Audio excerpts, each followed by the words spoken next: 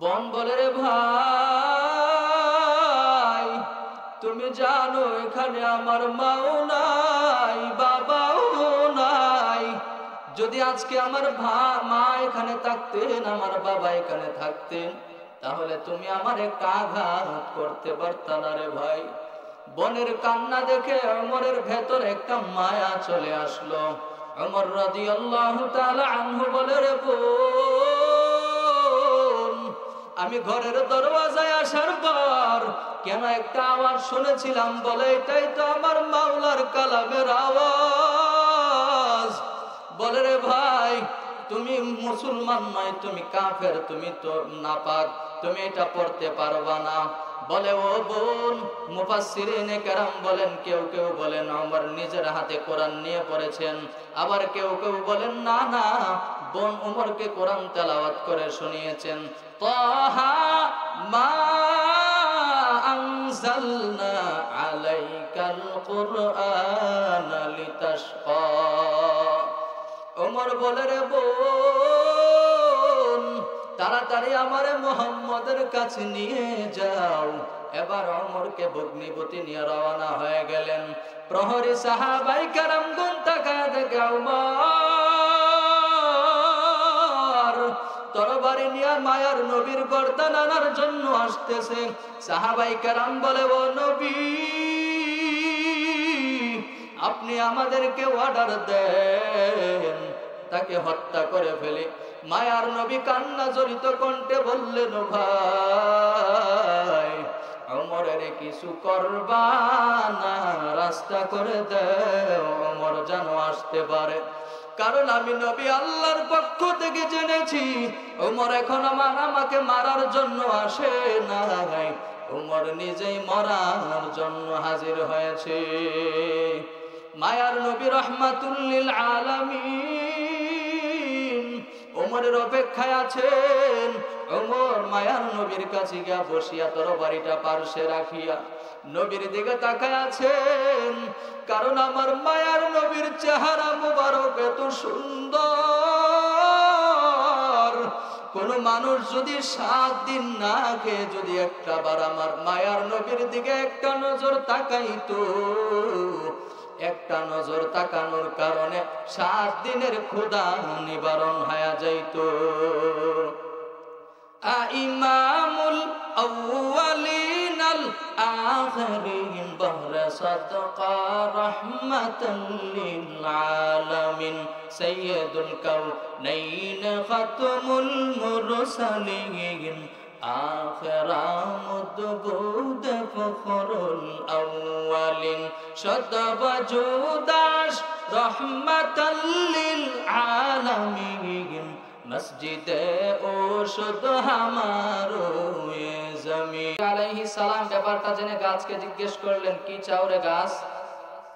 গাছ বলে, ও নবী বহুদিন আপনি আমার মধ্যে হেলান দিয়ে খুতবা দিয়েছেন, আজকে আপনি নতুন মিম্বর নিয়েছেন। ও নবী আমি চাই আপনি আমারে জানাজা পড়াইবেন, কিয়ামতের ময়দানে আমি আপনার সাথে জান্নাতে থাকব। শুধু তাই নয়, নবী আমার আলাইহিস সালাম কেমন রহমত। আরবের মধ্যে বড় বড় কাফের বেঈমানেরা নবীর হাতে হাত রেখে কালেমা পড়ে সোনার মানুষে পরিণত হয়েছে। এজন্য আল্লাহ বলেন, ওয়ামা আরসালনাকা ইল্লা রাহমাতাল লিল আলামিন। নবী আমার দুনিয়াতে আগমন করার পরে এমন একটা সময় আগমন করেছে যে সময় মানুষ ছিল বড় খারাপ, আরবের মানুষ ছিল বড় খারাপ। এমন একটা সময় নবী আগমন করেছেন, কিন্তু আমার নবীর আদর্শ এত সুন্দর, আমার নবীর চরিত্র এত সুন্দর, নবীর আদর্শ দেখিয়া বড় বড় বেঈমানেরা কালেমা পড়ে মুসলমান হয়েছে। শুধু তাই নয়, 10 জন সাহাবীকে আল্লাহ দুনিয়াতে জান্নাতের টিকিট দিয়েছেন। আশারায়ে মুবাশশারা 10 জন সাহাবী আল্লাহ দুনিয়াতে জান্নাতের টিকিট দিয়েছেন। এর মধ্যে প্রথম হলো হযরত আবু বকর, এরপরে হলো হযরত উমর। কে সে উমর? নবীজির গর্দান আনতে গিয়ে ওমর কালেমা পড়ে মুসলমান হয়ে গেল। আর নবীজির সংস্পর্শে থেকে 13টা বছর মক্কার মধ্যে আবু জাহাল কালেমা পড়লো না। ভাগ্যের ব্যাপার, হেদায়েতের মালিক আল্লাহ। এজন্য আল্লাহ বলেন, মাই ইয়াহদিল্লাহু ফাহুয়াল মুহতাদ ওয়া মাই ইউদ্লিল ফালান তাজিদা লাহু ওয়ালিয়াম মুরশিদা। আমি আল্লাহ যাকে হেদায়েত দিব সে হেদায়েত পেয়ে যাবে, যাকে হেদায়েত দিব না সে হেদায়েতের জন্য কোনো মুরশিদ খুঁজে পাবে না। এজন্য আল্লাহ পাক রব্বুল আলামিন নবীকে পাঠিয়েছেন, নবীর হাতে হাত রেখে কালেমা পড়ে সাহাবায়ে কেরাম সোনার মানুষে পরিণত হয়েছে। হযরত উমর রাদিয়াল্লাহু তাআলা আনহু কে সে উমর? আবু জাহাল বলে, মুহাম্মাদের গর্দান আনার জন্য কে পারবা? 100 লালত পুরস্কার দেওয়া হবে। ওমর হাত তুলে বলে, আমি পারবো। বলে, হ্যাঁ হ্যাঁ তুমি পারবা, তাড়াতাড়ি যাও। ওমর রাদিয়াল্লাহু তাআলা আনহু তরবারি নিয়ে নবীর গর্দান আনার জন্য দৌড়ায়। মায়ার নবী রাহমাতুল লিল আলামিন মক্কায় বয়া দয়া করে, ও মালিক, আয় আল্লাহ, উমরকে তুমি দিনের জন্য কবুল করে নেও। আমার মায়ার নবী তো দোয়া কবুল হয়েছে। ওমর তরবারি নিয়ে দৌড়ায়। রাস্তার মধ্যে প্রতিমধ্যে একজন ধাক্কা দিয়ে কয়, রে ওমর, মেজাজ গরম করে কই যাও? বলে, আমি যাই আব্দুল্লাহর সন্তান মুহাম্মদের গর্দান আনার জন্য যাই। বলে, কেন? বলে, আব্দুল্লাহর সন্তান মুহাম্মদ আমাদের ধর্মের বিরুদ্ধে কথা কয়। আমরা মূর্তির কাছে এইভাবে হাত জোর করে চাই, সে আমগো ধর্মের বিরুদ্ধে কথা বলে, এই জন্য গর্দান নিয়ে আসবো। এই লোক বলে, ও উমর, তুমি মুহাম্মদের গর্দান আনার জন্য যাচ্ছ, আগে তোমার নিজের ঘরের খবর নেও। তোমার ঘরের ভেতরে তোমার ভগ্নিপতি আর বোন কালেমা পড়ে মুসলমান হয়ে গেল। উমর মনে মনে ভাবলেন, ঘরের ইঁদুর যদি বান কাটে, বাহিরের ইঁদুর তারায় লাভ নাই। ওমর দৌড়াইয়া ঘরের ভেতরে কোনো সালাম নাই, কোনো কালাম নাই, ঘরের ভেতরে গিয়া আস্তে করে নক দেওয়ার পরে ওমরের কথা শুনে ভগ্নিপতি আত্মগোপন করলো। বোন দরওয়াজা খুলে দিল, সালাম কালাম কিচ্ছু নাই। বলে, রে বোন, তুই নাকি মুহাম্মদের হাতে কালেমা পড়েছ? বলে, ভাই হ্যাঁ, আমি মুহাম্মদের হাতে কালেমা পড়েছি, কারণ আমি ছিলাম জাহান্নামের আসামি। ও ভাই, আমি হলাম ক্যান্সারের রোগী, জাহান্নামের আসামি। আমি কালেমার ঔষধ সেবন করেছি, কালেমা আমার শরীরের শিরা উপশিরায় মিশে গেছে, কালেমা ফেরত দেওয়া যাবে না। ভাই ওমর মেজাজ গরম হয়ে গেল। তরবারিটা বের করিয়া তরবারির উল্টা পিঠ দিয়া বোনের নরম শরীরের উপরে আঘাত করা শুরু করেছে। বোন বলে, রে ভাই, তুমি জানো এখানে আমার মাও নাই, বাবাও নাই। যদি আজকে আমার মা এখানে থাকতেন, আমার বাবা এখানে থাকতেন, তাহলে তুমি আমার একটা আঘাত করতে পারতা না রে ভাই। বোনের কান্না দেখে ওমরের ভেতর একটা মায়া চলে আসলো। ওমর রাদিয়াল্লাহু তাআলা আনহু বলে, রে বোন, আমি ঘরের দরওয়াজায় আসার পর কেন একটা আওয়াজ শুনেছিলাম? বলে, এটাই তো আমার মাওলার কালামের আওয়াজ। বলে, রে ভাই, তুমি মুসলমান নয়, তুমি কাফের, তুমি তো নাপাক, তুমি এটা পড়তে পারবা না। বলে, ও বোন, মুফাসসিরিনে কেরাম বলেন, কেউ কেউ বলেন ওমর নিজের হাতে কোরআন নিয়ে পড়েছেন, আবার কেউ কেউ বলেন না না, বোন ওমরকে কোরআন তেলাওয়াত করে শুনিয়েছেন। তাহা মা আনজালনা আলাইকাল কুরআনা লিতাশকা। ওমর বলে, রে বোন, তাড়াতাড়ি আমারে মুহাম্মদের কাছে নিয়ে যাও, এবার ওমরকে ভগ্নিপতি নিয়ে রওনা হয়ে গেলেন। প্রহরী সাহাবায়ে কেরামগণ তাকায় দেখে ওমর তরবারি নিয়ে মায়ার নবীর গর্দান আনার জন্য আসতেছে। সাহাবায়ে কেরাম বলে, ও নবী, আপনি আমাদেরকে অর্ডার দেন, তাকে হত্যা করে ফেলি। মায়ার নবী কান্না জড়িত কণ্ঠে বললেন, ও ভাই, ওমরের কিছু করবা না, রাস্তা করে দেও, ওমর যেন আসতে পারে। কারণ আমি নবী আল্লাহর পক্ষ থেকে জেনেছি ওমর এখন আমাকে মারার জন্য আসে নাই, ওমর নিজেই মরার জন্য হাজির হয়েছে। মায়ার নবী রাহমাতুল লিল আলামিন ওমরের অপেক্ষায় আছেন। ওমর মায়ার নবীর কাছে গিয়া বসিয়া তরবারিটা পার্শ্বে রাখিয়া নবীর দিকে তাকায় আছেন। কারণ আমার মায়ার নবীর চেহারা মুবারক এত সুন্দর, কোন মানুষ যদি 7 দিন না খেয়ে যদি একটা বার আমার মায়ার নবীর দিকে একটা নজর তাকাইতো, একটা নজর তাকানোর কারণে 7 দিনের ক্ষুধা নিবারণ হয়ে যাইত। ইমামুল আউয়ালিন আল আখিরিন বাহরা সাদকা রাহমাতাল লিল আলামিন সাইয়্যিদুল কাউনাইন খাতমুল মুরসালিন আখিরা মুদবুদ ফখরুল আউয়ালিন সদবজুদাশ রাহমাতাল লিল আলামিন মসজিদে ওশুদ হামারো এ জমিন। ওমর রাদিয়াল্লাহু তাআলা আনহু মায়ার নবীর চেহারা মুবারক দিকে তাকিয়ে আছে। নবী বলে, ও ওমর কেন এসেছো? বলে, ও নবী, আমি ভুল করেছি, বেয়াদবি করেছি, আমি আপনার গর্দান নিতে এসেছিলাম। ও নবী, আপনি আমারে মাফ করে দেন, আপনি আমারে পড়ায়া দেন কালেমা তয়্যিবা লা ইলাহা ইল্লাল্লাহু মুহাম্মাদুর রাসূলুল্লাহ। মায়ার নবীর ইমানি তাওয়াজ্জু যখন ওমরের ভিতরে লেগেছে,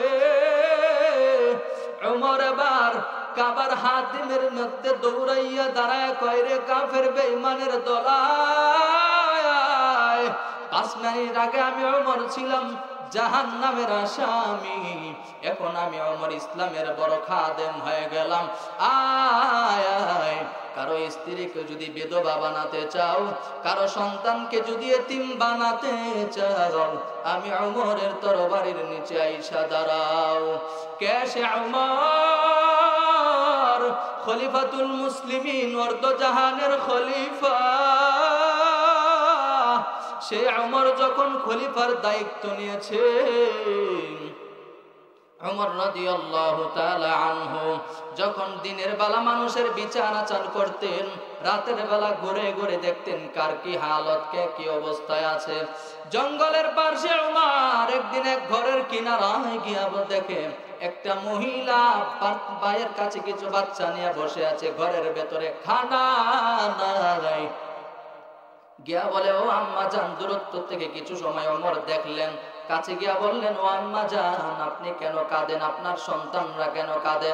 বলে, রে ও ভাই, ও যুবক, আমি দেখি, আমি শুনেছি ওমর নাকি আমাদের দেশের খলিফা হয়েছে, কিন্তু আমার ঘরে খানা নাই, আমার ঘরের পাশে বাচ্চা দুটো কান্না করে, আমার বাচ্চা খিদার তৃষ্ণায় কান্না করতেছে, ওমর খবর নেয় না।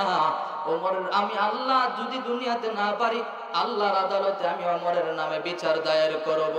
ওমর পরিচয় দেয় না যে আমি ওমর। ওমর পরিচয়টা গোপন রেখে ওমর চলে গেলেন বাইতুল মাল, অর্থ মন্ত্রণালয়। সাথে আছেন গোলাম আসলাম। 18 বস্তানা বের করে কয়, রে আসলাম, আটার বস্তাটা আমি ওমরের মাথায় তুলে দাও।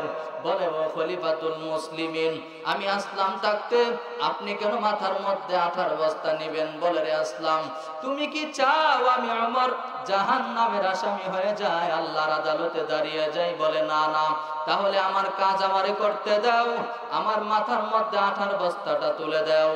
এবার ওমর আঠার বস্তা নিয়া বড়ি মহিলার বাড়ি রওনা। বাড়ির মধ্যে কাছে গিয়া বলে, দূরত্ব থেকে ডেকে বলে, আম্মা জান, ঘরের দূরত্ব থেকে ডেকে ওমর ঘরের ভেতরে ঢুকিয়া বস্তা খুলি আটা বের করে নিজ হাতে রুটি বানাচ্ছেন খলিফাতুল মুসলিমিন ওমর। রুটি বানাইয়া ডেকে বলে, ও আম্মা জান, রুটি আপনি খান, বাচ্চাদের দেন, আটা শেষ হওয়ার আগে আবার বিদায় নিতে আসবো, খবর নিতে আসবো। বিদায় নিলাম।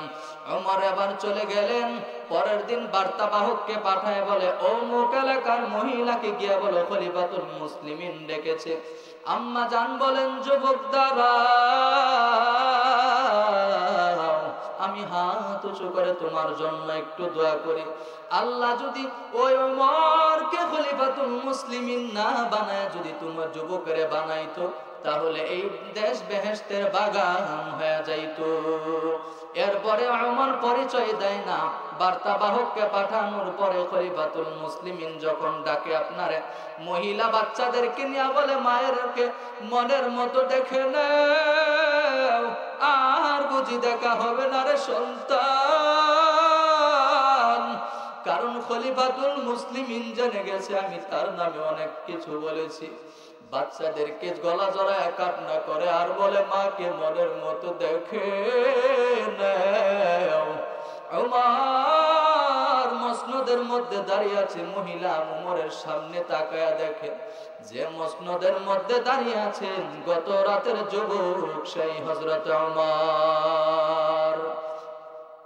ওমর বলেন, আম্মা জান, কোনো ভয় নাই, কোনো ভয় নাই রে মা, কারণ আজকে আপনি আসামি না, আমি ওমর হলাম আসামি। কেন ঠিক মতো আপনার পরিচয় খবর নিতে পারলাম না? কেন আপনাদের বাচ্চার খবর নিতে পারলাম না রে মা? আমি ওমর হলাম আসামি।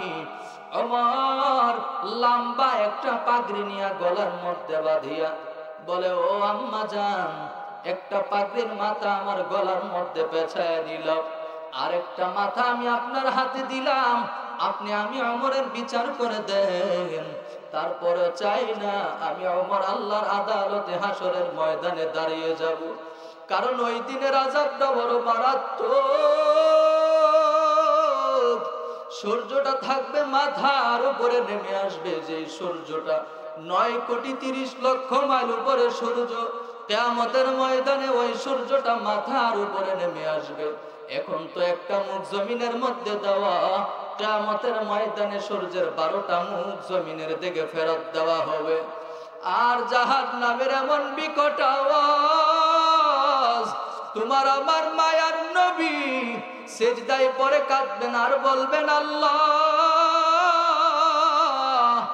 তুমি জাহান্নামের ফিরাও ফিরাও, আমার একটা উম্মত যেন জাহান্নামে না যায়। আমার একটা উম্মত যদি জাহান্নামে যায়, আমি নবী জান্নাতের দরওয়াজায় যাব না। আমার আল্লাহ বলবে, ও নবী আপনি মাথাটা উঠাইয়া দেন, ও নবী আপনি আর কাঁদবেন না, আমি আপনার দুনিয়াতে কম কাদাই নাই, ও নবী আপনি উঠে দাঁড়ান। আল্লাহর কথা শুনে এবার মায়ার নবী রহমাতুল লিল আলামিন মাথা উত্তোলন করবেন। আমার মায়ার নবী বলে, আমার আল্লাহ এমন রাগান্বিত হয়ে যাবে, আল্লাহ বলবেন, লিমানিল মুলকুল ইয়াউম লিল্লাহিল ওয়াহিদিল কাহ্হার। আল্লাহ রাগান্বিত হয়ে বলবে, আজকে আজকের রাজত্ব কার? কোন বেঈমান মুসলমান কেউ জবাব দিতে পারবে না। আল্লাহ বলেন, ওয়ান্তাজুল ইয়াউমা আইয়ুহাল মুজরিমুন, ও গুনাহগারের দল, তোমরা আজকে নেককারদের থেকে আলাদা হয়ে যাও, কারণ আমি আল্লাহ ইনসাফের বিচার করব।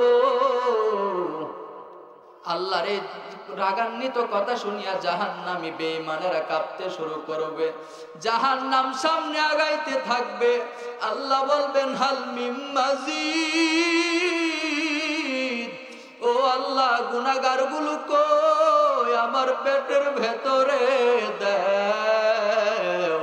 আল্লাহ বলবে রে জাহান্নাম অপেক্ষা কর, আমি আল্লাহ বিচার শেষ করে আমি আল্লাহ তোর জাহান্নামীদেরকে তোকে দিয়ে দিব। জাহান্নাম দ্রুত সামনে আগায়, জাহান্নামের আওয়াজে হাসরের ময়দানটা থর থর করে কেঁপে উঠবে। ওইদিকে সূর্যের গরম, মাথার মগজগুলো ভাতের মারের মতো টকবক করে ফুটতে থাকবে। জাহান্নামের এমন বিকট আওয়াজ, জাহান্নামের আওয়াজে হাসরের ময়দানটা কাঁপতে থাকবে। আল্লাহ বলবে ও ফেরেশতারা জাহান্নামের ৭০,০০০ শিকল লাগায়া বেঁধে ধরে রাখ, ধরে রাখ। আল্লাহর আদেশ ক্রমে ৭০,০০০ ফেরেশতা ৭০,০০০ শিকল লাগায়া জাহান্নামের পিছনে ধরে রাখবে, টেনে ধরে রাখতে পারে না। জাহান্নাম সামনের দিকে আগায় আর বলে আল্লাহ গুনাহগার গুলো কই, ও মালিক গুনাহগার গুলো আমার পেটের ভেতরে দাও। জাহান্নাম এবার থামতে চায় না, আল্লাহ কুদরতি হাতে একটু পানি নিয়া জাহান্নামের গায়ে ছিটায়া দিবে। দ্রুত জাহান্নাম পেছনে দৌড়াতে থাকবে, বলবে আল্লাহ এটা কেমন পানি রে আল্লাহ, যে জাহান্নামটারে ধরে রাখতে পারি না ৭০,০০০ শিকল লাগায়া।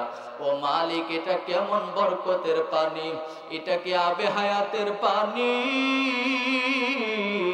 নাকি এটা জমজমের পানি, নাকি এটা দুনিয়ার কোন মহাসমুদ্রের পানি, নাকি এটা হাউজে কাউসারের পানি, নাকি এটা জমজমের পানি?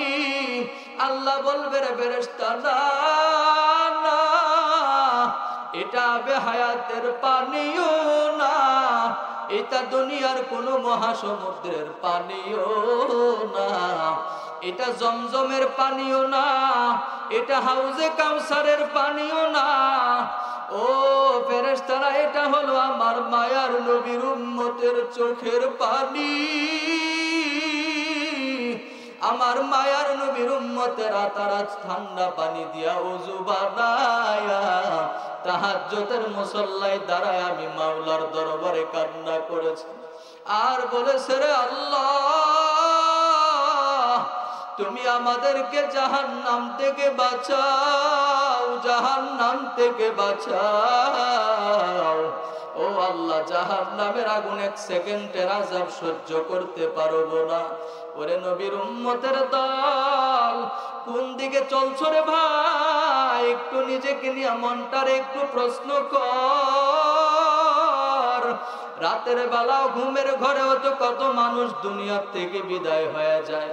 ওরে ভাই একটু মাথাটা বালিশের মধ্যে লাগায়া একটু ভাবো কে আমারে দুনিয়াতে পাঠাইছেন, আমি কোথায় ছিলাম, কেন আবার আসছি। এই সমস্ত চিন্তা যদি তুমি রাতের বেলা বালিশে মাথা লাগায়া করতা তাহলে তুমি নীরবে বাতি নিবায়া তুমি কোনদিন গুনাহ করতে পারতা না। ওরে নবীর উম্মতের দল আজকে তুমি মনে করেছো তুমি বুঝি দুনিয়াতে আসছো আর বুঝি মরতে হবে না। ওরে ভাই মরণের একটু চিন্তা করে দেখো। ওরে যুবক ভাই দুনিয়াতে কয়দিন আর বাঁচবা, কয়দিন আর যৌবনের বাহাদুরি করবা। তোমার মতো কত যুবক কত সময় ইন্তেকাল করছে তোমার চোখের সামনে, একটুও কি মরণের ভয় নাই? মরণ থেকে তুমি কোথায় যাইবা পালাইয়া? মরণ থেকে যতই পালাও মরণ তোমায় নিবে গিরি। যদিও সদর আকাশ পানে লুকাও সেথায় লাগিয়ে সিঁড়ি। নদী পথে নৌকা চালাও ও মাঝি ভাই, বেলা ডুবার আগে আমি ওপার উঠতে চাই। ডুবে গেলে বেলা রে আর উঠে না, ভেঙ্গে গেলে মেলারে আর জমে না। ওরে নবীর উম্মতের দল, মায়ার নবী রাহমাতুল লিল আলামিন হাসরের ময়দানে কান্না করবে শুধু তোমার শাফায়াতের জন্য। আর তুমি নবীর সুন্নত মানো না। তুমি আজকে তুমি দুনিয়ার মুখে পড়িয়া তুমি আল্লাহরে ভুলে আছো, নবীকে ভুলে আছো। তুমি শেষ রাতে উঠিয়া আল্লাহর দরবারে তওবা করো আর বলো, মালিক আর গুনাহ করব না রে আল্লাহ, এতদিন গুনাহ করেছি আর জিন্দেগি তো গুনাহ করব না। অতিও গভীর হয় রজনী যখন, নীরবে প্রভুর নাম জপিও তখন। প্রভুর করুণা যদি পাইবারে চাও, প্রভুর করুণা যদি পাইবারে চাও, গভীর রাতে উঠে প্রভুর গুণগান গাও, গভীর রাতে উঠে প্রভুর গুণগান গাও। ওরে নবীর উম্মতের দল, মায়ার নবী রাহমাতুল লিল আলামিনকে আমরা দেখতে পারি নাই। ও আল্লাহর গোলাম, একটু চোখের পানি ছেড়ে কান্না করো আর বলো, আল্লাহ জীবনে একবার হলেও ঘুমের ঘরে তুমি নবীর স্বপ্ন যুগে দেখায়া দাও। জীবনে একবার হলেও মায়ার নবীর সাথে মোলাকাত করাইয়া দাও। ও আল্লাহ, মদিনায় যেতে পারি নাই, জীবনে একবার হলেও মদিনার জন্য কবুল করো আল্লাহ। নবীর রওজার সামনে দাঁড়াইয়া আসসালাতু ওয়াসসালামু আলাইকা ইয়া রাসূলুল্লাহ বলার তৌফিক দেওয়ার কামনা করো।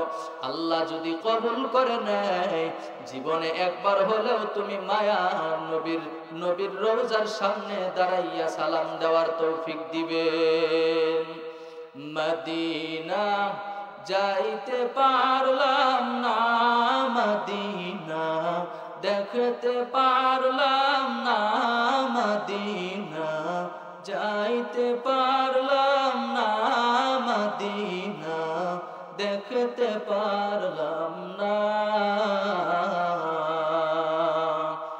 আমি অসহায় তাই এত দূরে রই, আমি অসহায় তাই এত দূরে রই, শুধু সালাম জানাই, মদিনা যাইতে পারলাম না, মদিনা দেখতে পারলাম না, মদিনা যাইতে পারলাম না। মদিনা নাম কত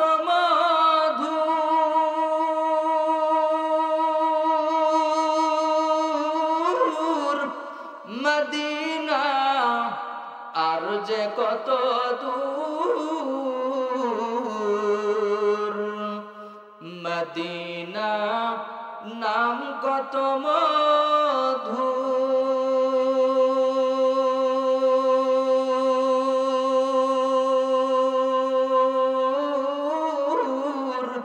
মদিনা আর যে কত দূর।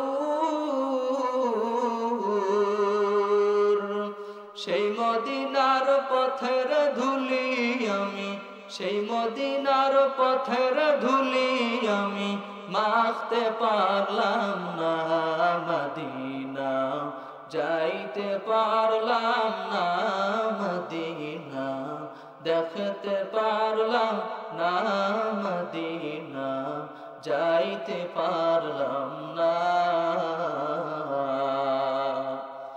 মদিনা নাম কত সুন্দর,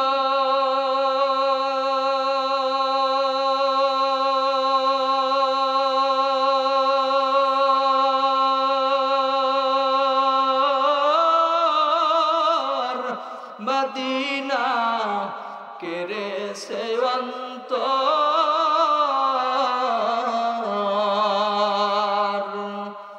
মদিনা নাম কত সুন্দর,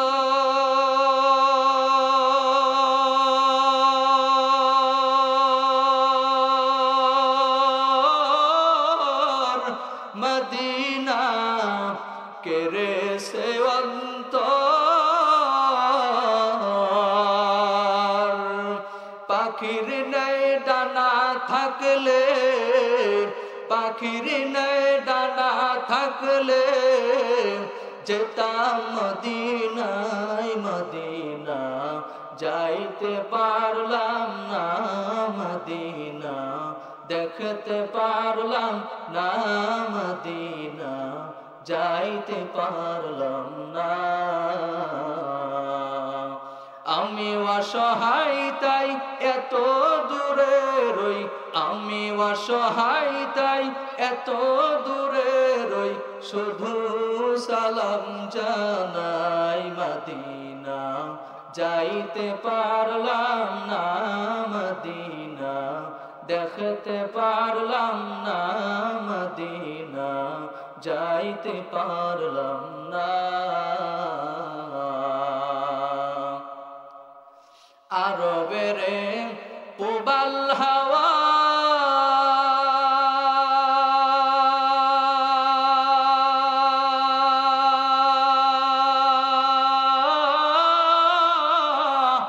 পশ্চিমে করেছো ধাওয়া, আরবের প্রবাল হাওয়া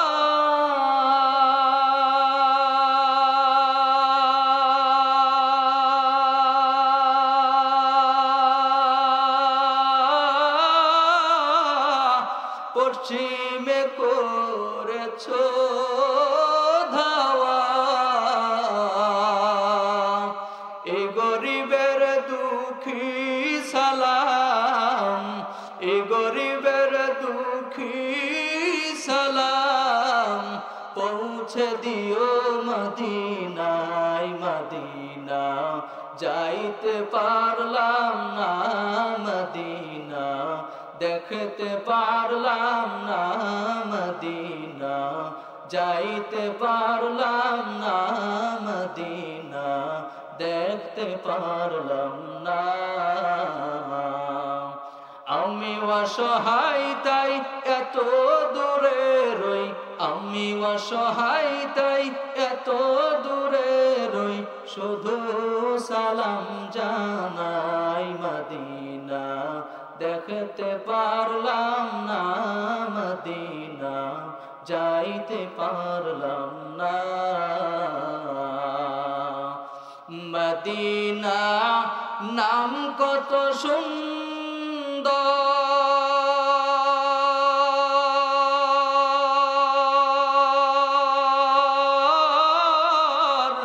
মদিনা কেড়েছে অন্তর,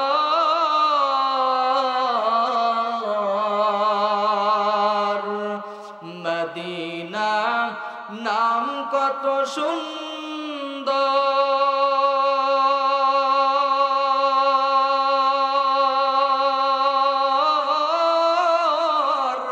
মদিনা কেড়েছে অন্তর। সেই মদিনার পথের ধুলি আমি, সেই মদিনার পথের ধুলি আমি, মাখতে পারলাম না মদিনা, যাইতে পারলাম না মদিনা, দেখতে পারলাম না।